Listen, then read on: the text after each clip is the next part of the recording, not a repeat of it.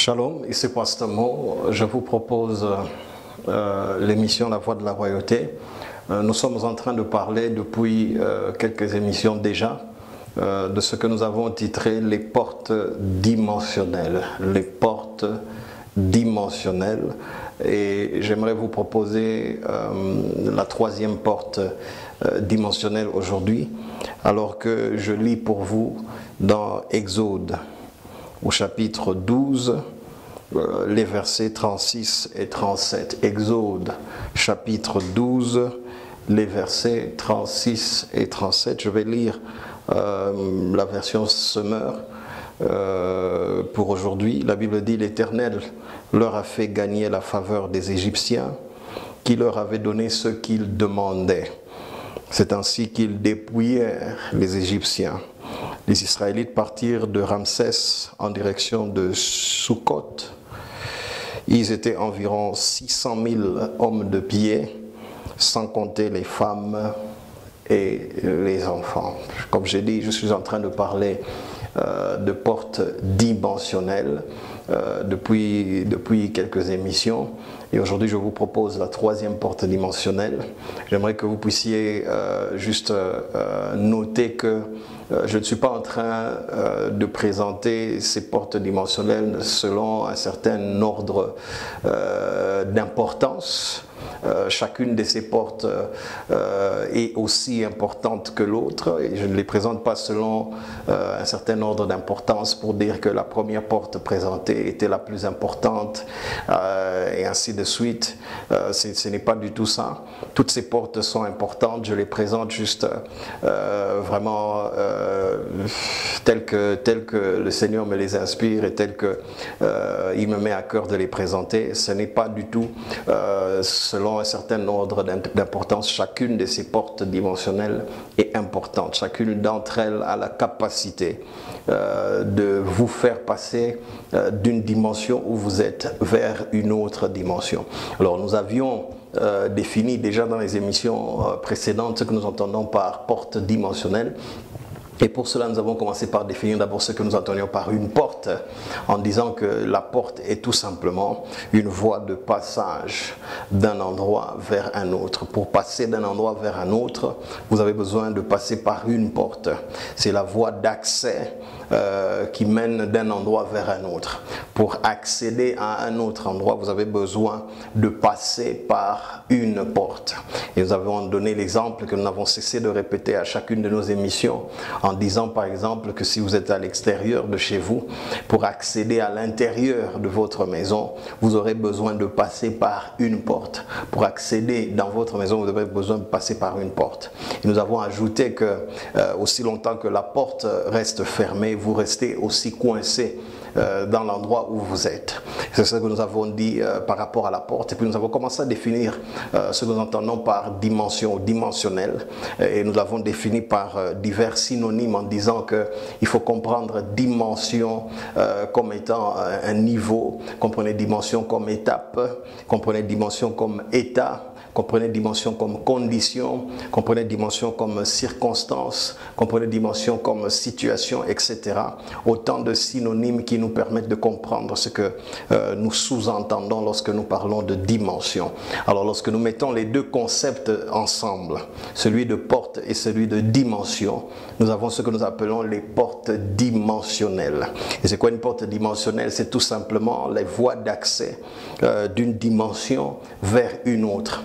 Les voies de passage d'une dimension de votre vie vers une autre dimension. Quelles sont les voies par lesquelles je peux passer d'une certaine dimension de ma vie dans laquelle je me retrouve présentement vers une autre dimension? Quels sont les moyens par lesquels je peux passer d'une certaine situation dans laquelle je me retrouve présentement, d'une certaine condition dans laquelle je me retrouve présentement vers une autre condition? C'est ça que nous entendons par porte dimensionnelle. Et nous disons que vous allez rester coincé dans votre dimension actuelle jusqu'à ce qu'une porte dimensionnelle, c'est-à-dire une porte qui mène vers une autre dimension, vous sera ouverte. Vous ne pouvez pas accéder à une autre dimension, accéder à un autre niveau, tant qu'une porte dimensionnelle, une porte qui mène vers cette autre dimension-là, vers cet autre niveau-là, ne vous sera pas ouverte. De la même manière que vous ne pouvez pas accéder à l'intérieur de votre maison tant que la porte qui mène à l'intérieur de la maison n'est pas ouverte. De la même manière, vous ne pouvez pas accéder à une autre dimension tant que la porte dimensionnelle n'est pas ouverte. Et puis nous avons cessé de répéter depuis la première émission, et je vais le faire encore dans cette émission et certainement dans l'émission prochaine, nous avons cessé de répéter que la volonté de Dieu pour nous, ses enfants, la volonté de Dieu pour le chrétien, ce n'est pas qu'il reste stagnant, ce n'est pas qu'il reste coincé, ce n'est pas qu'il reste cloîtré dans leur situation, cloîtré dans leurs circonstances, cloîtré dans le niveau auquel il se retrouve, cloîtré dans la dimension dans laquelle il se retrouve. Mais la volonté de Dieu est que nous allions de progrès en progrès, que nous allions de gloire en gloire, que nous allions plutôt d'avancement en avancement, que nous allions d'une dimension vers une autre. C'est pourquoi il dit dans Proverbe chapitre 4 verset 18 que le sentier du juste est comme une lumière resplendissante. En d'autres termes, le sentier du chrétien est comme une lumière resplendissante dont l'éclat va croissant jusqu'au parfait jour, dont l'éclat va augmentant jusqu'au parfait jour. Et il dit dans Deutéronome chapitre 2 verset 3, vous avez longtemps tourné autour de cette montagne, vous avez longtemps fait du surplace, vous avez longtemps fait du statu quo, vous avez longtemps été coincé dans la même dimension. Il est temps maintenant de vous tourner vers le nord et d'avancer. Il est temps maintenant de commencer à progresser. Il est temps de passer à autre chose. Dieu souhaite que ses enfants passent à d'autres dimensions. Dieu souhaite que ses enfants progressent. Dieu souhaite que ses enfants évoluent. C'est cela la volonté de Dieu dans sa parole. Et nous l'avons vu même dans Matthieu chapitre 4, au verset 18 et au verset 19. Jésus, marchant le long de la mer de Galilée, il voit deux frères dont la Bible dit que l'un s'appelait Simon, aussi appelé Pierre, et l'autre s'appelait André, qui jetaient un filet à la mer car ils étaient des pêcheurs. Et la Bible dit que Jésus leur a dit, suivez-moi et je ferai de vous des pêcheurs d'hommes. C'est-à-dire, je vais prendre votre pêche, la pêche de poisson que vous faites présentement, et je vais l'amener à une autre dimension. La volonté de Dieu pour ses enfants a toujours été de les amener vers une autre dimension. Je reviens à l'exemple de David que nous avons donné dans des émissions précédentes. Dans 1 Samuel chapitre 16, le 1er et le 11e verset, David était berger dans ce cas, s'il vous plaît. Il était berger du troupeau de son père, et Dieu a fait de lui berger de son troupeau, à savoir Israël. La volonté de Dieu est toujours de nous amener d'une dimension vers une autre. Vous n'avez pas nécessairement besoin de changer de métier, de changer de profession, de changer de carrière. Vous n'en avez pas nécessairement besoin.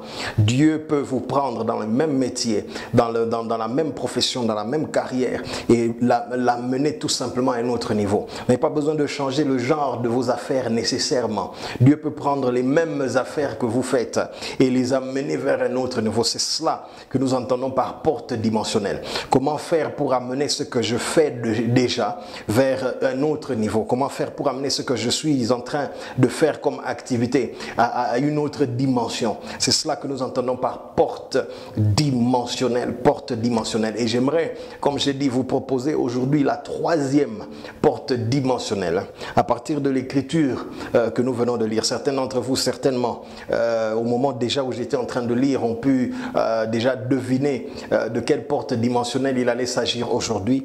Et je vous propose la porte dimensionnelle numéro 3, ce que j'appelle la faveur. La faveur. La faveur est une troisième porte dimensionnelle dont vous avez besoin. Si vous devez passer de la dimension dans laquelle vous vous retrouvez présentement vers une autre dimension, meilleure de préférence, plus grande, plus glorieuse, plus merveilleuse, si vous devez passer de votre état actuel, de votre condition actuelle, de votre situation actuelle vers une autre qui sera meilleure, vous aurez besoin de la faveur comme une troisième porte dimensionnelle. Maintenant, je rentre dans l'histoire des enfants d'Israël, que la plupart d'entre nous connaissent. Ils ont fait, Dieu déjà, avant qu'il n'arrive là, Dieu déjà, dans Genèse chapitre 15, versets 13 à 14, Genèse 15, 13 à 14, Dieu déjà disait à Abraham, plusieurs années auparavant, avant même que la nation d'Israël ne soit née, avant même qu'il ne soit arrivé en Égypte, Dieu disait déjà à Abraham, dans Genèse chapitre 15, versets 13 à 14, il dit, sache que ta descendance sera amenée captives dans une nation qui ne sera pas la leur. Et ils y seront assujettis, ils y seront asservis. Mais au bout de 400 ans, écoutez, Dieu est précis dans ses paroles. Dieu n'est pas bègue. Dieu ne dit pas des choses qu'il ne pense pas. Il ne dit pas des choses qu'il n'est pas capable de réaliser. Dieu est précis. Il dit, sache qu'au bout de 400 ans, je les en ferai sortir par des grands jugements, avec de l'or et avec de l'argent. Maintenant, Israël s'en va en Égypte et les 400 ans arrivent. Et nous sommes au passage d'Exode chapitre 12 où nous avons lu. Et la Bible dit, Dieu leur fait trouver faveur aux yeux des Égyptiens. Dieu leur fait trouver faveur aux yeux des Égyptiens. Sans la faveur, la sortie de la dimension qu'on appelait esclavage vers la dimension qu'on appelle liberté n'était pas possible pour les enfants d'Israël. Jusqu'au jour où ils ont rencontré la faveur, jusqu'au jour où ils ont reçu la faveur, le passage de la dimension qu'on appelait Égypte vers la dimension qu'on appelle désert et ensuite terre promise n'était pas réalisé. Et je viens vous dire que si vous devrez passer de la dimension dans laquelle vous vous retrouvez présentement vers une autre dimension, vous aurez besoin de la faveur. Vous aurez besoin de la faveur. C'est la nuit même où les enfants d'Israël ont rencontré la faveur que 430 années dans la dimension qu'on appelle esclavage sont arrivées à leur terme. Peu importe la durée dans laquelle vous avez été, dans la dimension dans laquelle vous êtes maintenant, peu importe le temps que vous avez passé au niveau où vous êtes présentement, peut-être que quelqu'un qui est en train de me suivre en train de me dire, voilà, ça fait 7 ans, ça fait 10 ans que je travaille dans cette compagnie et j'occupe toujours le même poste.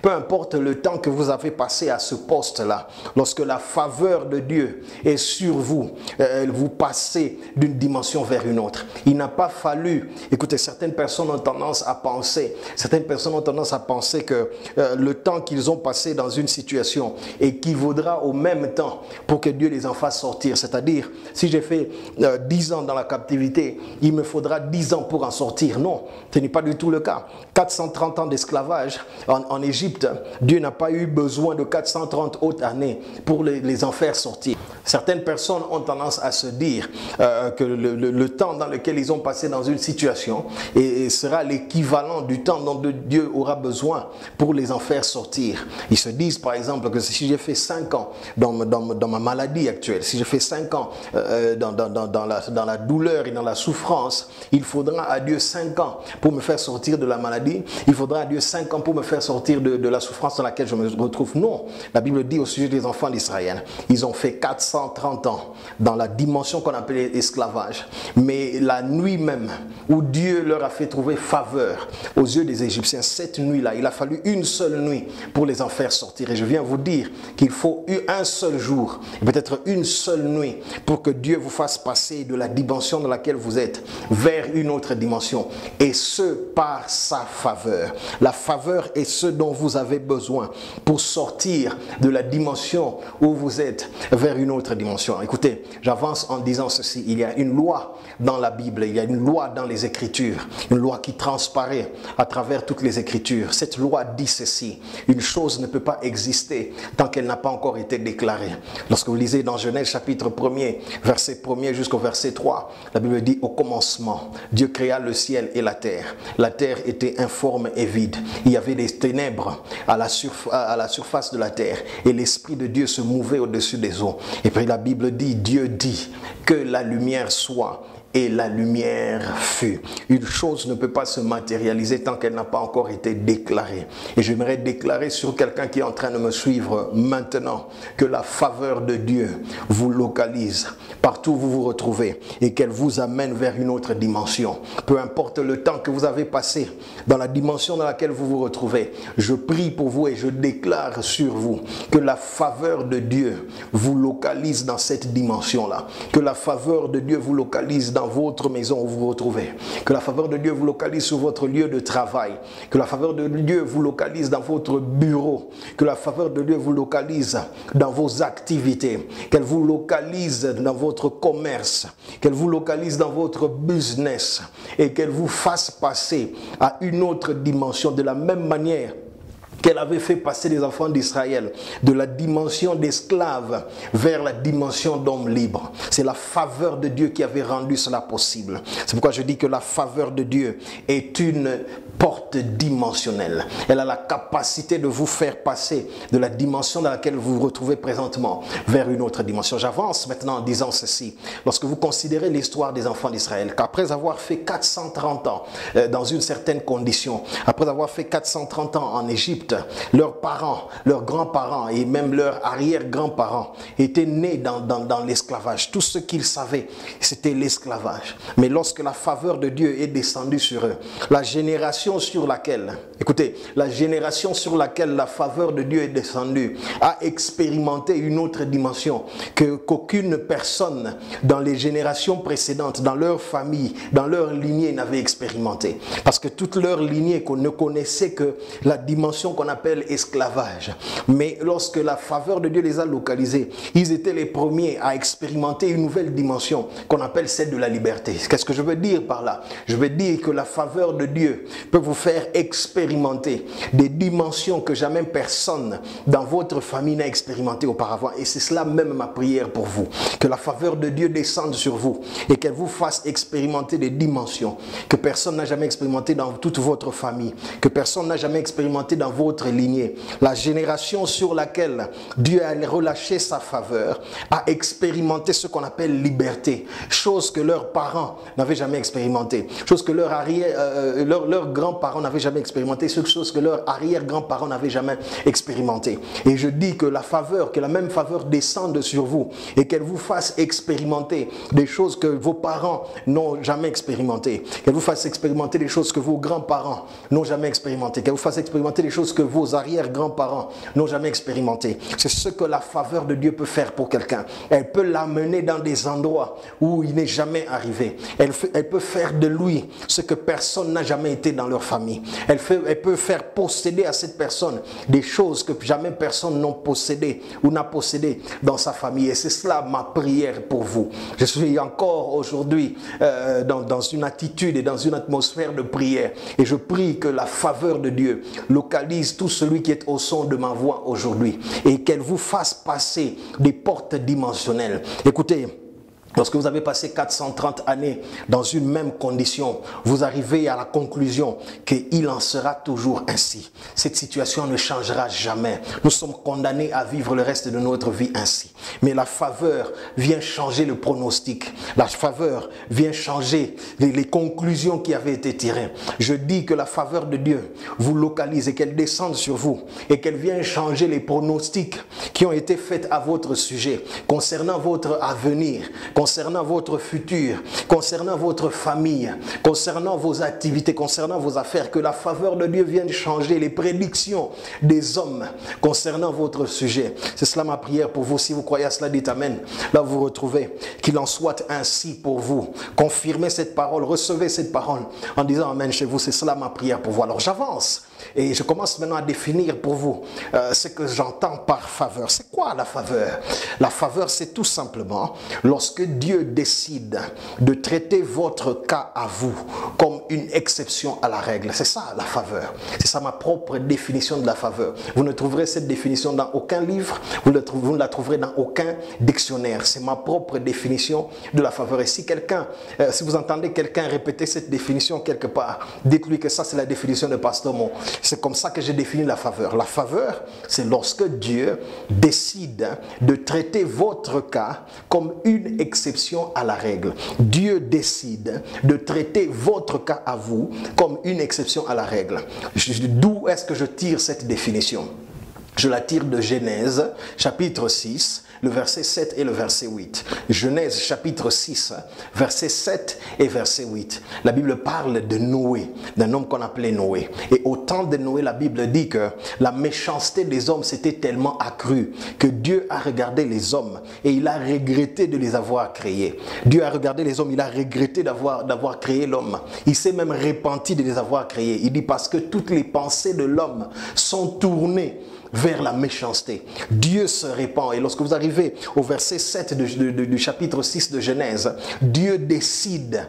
Il décide unanimement. Et il décide qu'il va détruire l'homme de la face de la terre. Il va éliminer toute trace de l'homme de la face de la terre. Il va détruire les bêtes qui marchent sur la terre. Il va détruire les reptiles. Il va détruire même les oiseaux qui volent dans les cieux. Il va détruire toute la création.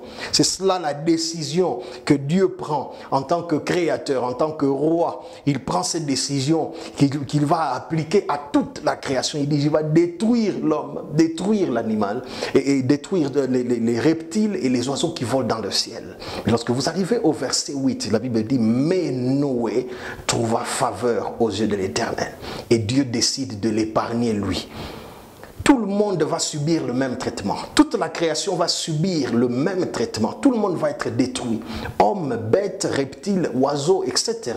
Mais dans le cas de Noé, Dieu décide de traiter le cas de Noé comme une exception à cette règle-là, selon laquelle tout devait être détruit. Dans le cas de Noé, il dit, lui, à l'exception de Noé, je ne vais pas les détruire. C'est pourquoi je dis, la faveur, c'est lorsque Dieu décide de traiter votre cas à vous, en particulier, comme étant une exception à la règle. Donc lorsque je suis en train de prier pour vous et que je dis que Dieu vous accorde sa faveur, je suis en train de dire en d'autres termes que Dieu traite votre cas, qu'il traite votre situation, qu'il traite votre dossier comme une exception à la règle. J'ai vu encore l'histoire d'Esther dans Esther chapitre 5. Lorsque vous lisez du 1er au 2e verset, Esther veut se présenter devant le roi. Or, il y avait un ordre, il y avait une loi à l'époque selon laquelle personne n'avait le droit, même pas son épouse, même pas ses enfants, personne n'avait le droit de se présenter devant le roi, dans la présence du roi, sans avoir été invité. Mais Esther entre en jeûne avec le peuple d'Israël pendant 3 jours. Elle dit, au 3e jour, j'irai me présenter devant le roi. Si je dois mourir, que je meure. Si je vivrai, que je vive alors. Et la Bible dit dans Esther chapitre 5, verset 1 à 2, la Bible dit, au 3e jour, et Esther a revêtu les vêtements royaux et elle est allée se présenter dans la cour du roi, devant la maison du roi. Et le roi était assis sur un siège dans la cour de sa maison. Lorsqu'il a vu Esther, elle dit, il lui a tendu le sceptre royal, le sceptre d'or, qui était un signe de grâce et un signe de faveur. C'est-à-dire, dans son cas,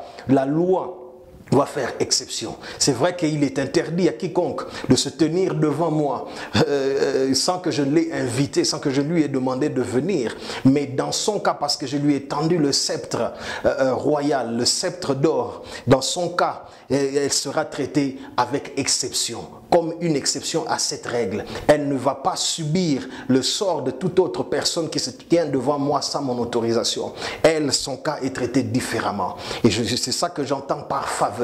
Lorsque Dieu, par sa puissance, par son autorité et dans sa souveraineté, décide de commencer à traiter votre cas comme une exception à la règle, alors vous pouvez dire que vous avez obtenu faveur.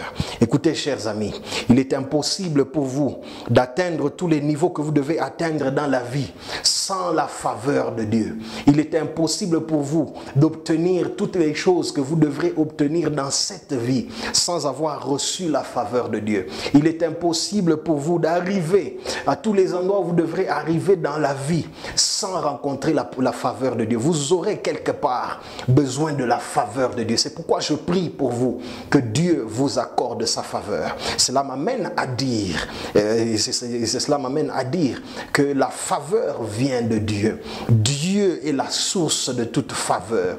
Dieu est la source de toute faveur. C'est auprès de lui que vous devrez vous retourner à chaque fois que vous avez besoin de faveur. Dieu est la source de toute faveur. Même les faveurs des hommes sont suscitées et causées par Dieu. C'est pourquoi je dis, il est la source de toute faveur. Même lorsqu'un homme vous favorise, lorsqu'un humain vous favorise, comprenez que Dieu en est la source. La Bible dit, le cœur de l'homme est entre les mains de Dieu et comme des courants d'eau, il incline à ce qu'il veut. Le cœur de cet homme-là qui vous favorise est entre les mains de Dieu. Si Dieu ne l'avait pas incliné à vous favoriser, il ne vous aurait jamais favorisé. Il n'y a aucune supplication, il n'y a aucune aucune demande, il n'y a aucune larme de votre part qui fera que cet homme-là vous favorise. Si Dieu n'a pas incliné son cœur en votre faveur, et cela m'amène à prier pour vous, que Dieu commence à incliner les cœurs des hommes à votre direction, à vous faire faveur, que Dieu commence à incliner le cœur de femmes en votre faveur, afin qu'il vous favorise. Des hommes et des femmes que vous ne connaissez pas, ça peut être des gens que vous ne connaissez pas, mais ma prière c'est tout simplement que ces hommes et que ces femmes-là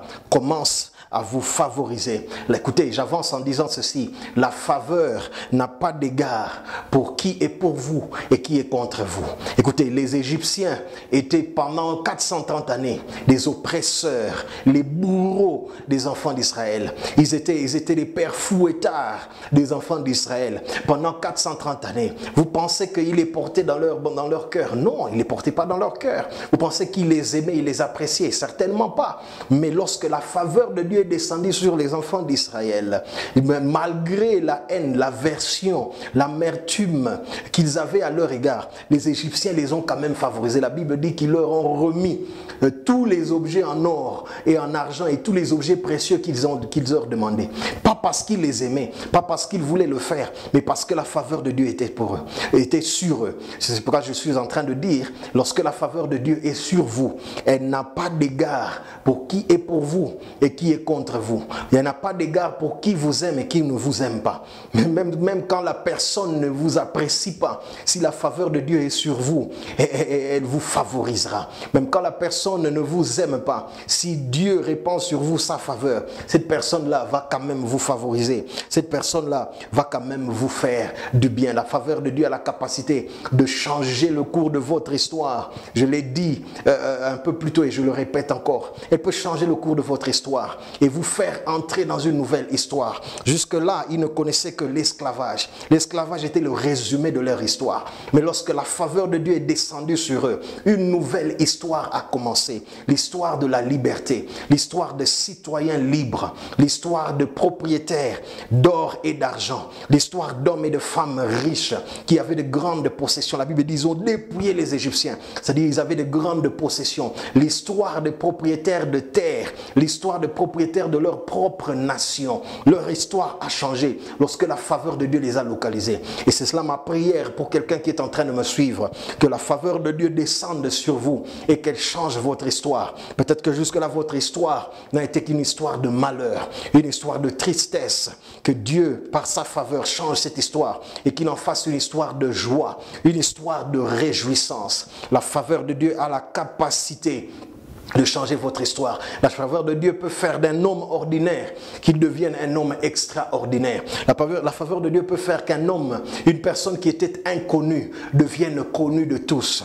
La faveur de Dieu est capable de le faire. Que Dieu vous fasse sortir de votre anonymat. Que Dieu vous fasse sortir du coin dans lequel vous vous retrouvez, où personne ne vous connaît, où personne ne vous considère. Que Dieu fasse, que la faveur vous fasse être reconnu, être considéré. La Bible dit dans le livre d'Exode, au chapitre 3, la Bible dit « Je ferai trouver faveur à ce peuple aux yeux des Égyptiens et ils les considéreront. » C'est ce que dit la Bible. « Et je leur ferai trouver faveur aux yeux des Égyptiens qui les considéreront. » Certains d'entre nous n'ont pas de considération tout simplement parce que nous n'avons pas encore reçu sur nous la faveur de Dieu. Mais lorsque la faveur de Dieu descend sur vous, elle apporte dans votre vie de la considération devant des gens pour qui vous n'aviez aucune considération, devant qui vous n'avez aucune considération, et même devant des personnes qui vous méprisaient. La faveur vous donne de la considération. C'est cela ma prière pour vous. C'est cela ma prière pour vous, que la faveur de Dieu vous localise. Et je termine en disant ceci: la faveur est toujours dirigée vers les lieux élevés. La faveur est toujours dirigée vers les lieux élevés, vers les personnes élevées, vers les personnes en position d'autorité, vers les personnes qui détiennent le pouvoir. La faveur est toujours... Vérifiez dans votre Bible. Jamais la Bible ne parle de la faveur en direction d'une personne inférieure à vous, ou de la faveur en direction d'une personne qui n'a pas le pouvoir, qui n'a pas l'autorité, qui n'a pas les capacités d'intervenir dans votre cas. La faveur a toujours été tournée vers les lieux élevés, vers les personnes qui ont une autorité, vers les personnes qui ont une capacité, un mot à dire par rapport à votre situation, à votre circonstance. Quand par exemple on dit que quelqu'un a trouvé, par exemple dans le cas de Noé, qu'il a trouvé faveur devant Dieu, Dieu avait la capacité de changer sa situation, il avait la capacité de changer ses circonstances. Il dit les enfants d'Israël ont trouvé faveur devant les Égyptiens. Les Égyptiens étaient leurs maîtres, ils avaient le pouvoir de décision sur leur vie, ils avaient la capacité de changer leur vie, ils avaient la capacité, ils avaient l'or et l'argent que manquait. Ils avaient cet or et cet argent, ils avaient la capacité de le relâcher, ils avaient l'autorité sur s'ils pouvaient partir ou pas. Lorsque la faveur descend sur vous, elle est toujours dirigée vers les lieux élevés. Et je prie pour quelqu'un, encore une fois, qui me suit aujourd'hui, que la faveur vous soit donnée vers les personnes qui sont en position d'autorité par rapport à votre vie, par rapport à votre destinée, par rapport à votre situation et par rapport à vos circonstances. Que la faveur vous soit donnée face aux personnes qui ont le pouvoir de décision sur votre cas, sur votre dossier, sur ce qui vous concerne. Que la faveur vous soit donnée, qu'on fasse face aux personnes qui sont en position d'autorité, de faire quelque chose de bien en votre faveur. C'est cela ma prière pour vous. Et si vous recevez cela, vous dites Amen là où vous vous retrouvez. Bien aimé, c'est par là que je vais m'arrêter. Je suis en train de parler de porte dimensionnelle. Et je viens de vous présenter la troisième porte dimensionnelle qui est celle de la faveur. Vous en avez besoin, j'en ai besoin. Nous en avons besoin. Que le Seigneur relâche sa faveur encore une fois sur chacun d'entre nous. Et que grâce à elle, nous passions de nouvelles portes dimensionnelles. Je vais continuer avec cet enseignement dans la prochaine partie. J'espère que vous serez encore une fois devant vos écrans, nombreux à me suivre. D'ici là, que le Seigneur vous bénisse et que la paix du Seigneur soit avec vous. Amen.